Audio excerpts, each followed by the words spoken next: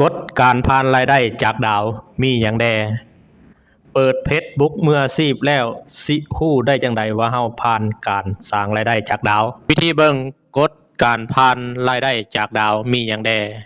และ Facebook ของเฮาผ่านการรายได้จากดาวขอได้แดแล้วให้เบิ่งตามนี้เลยเข้าไปที่แดชบอร์ดมืออาชีพเข้าไปที่การสร้างรายได้ไปที่เลื่อนไปหาที่ดาวกดที่ลูกศรขวามือปึ๊บแล้วก็กดที่ลูกศรขวามือปึ๊บนี่คือกฎการ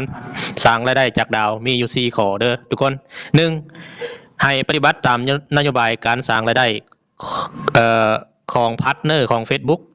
2. ก็คือคุณอาศัยอยู่ในประเทศที่มีสิทธิ์ใช้งาน3ก็คือมีผู้ติดตามถึง500คนและ4ก็คือมีผู้ติดตาม500คนภายในเวลา30วันอันนี้คือกฎการผ่านการสร้างรายได้จากดาวก็ถือว่าบ่ยากทุกคนเฮาเปิด Facebook มาฮอดเดือนนึงเฮาแอดเอาหมู่ไปเลยแอดเอาเดือนนึงก็เกินอีก500ทุกคนแล้วเฮาก็สามารถผ่านการสร้างรายได้จากดาวเรียบร้อยเฮาก็สามารถตั้งค่าเรียบร้อยถ้าผู้ใดเปิด Facebook 5เดือนแล้วผมการันตีให้เลยว่าสามารถผ่านการสร้างรายได้จากดาวโอเคสู้ๆ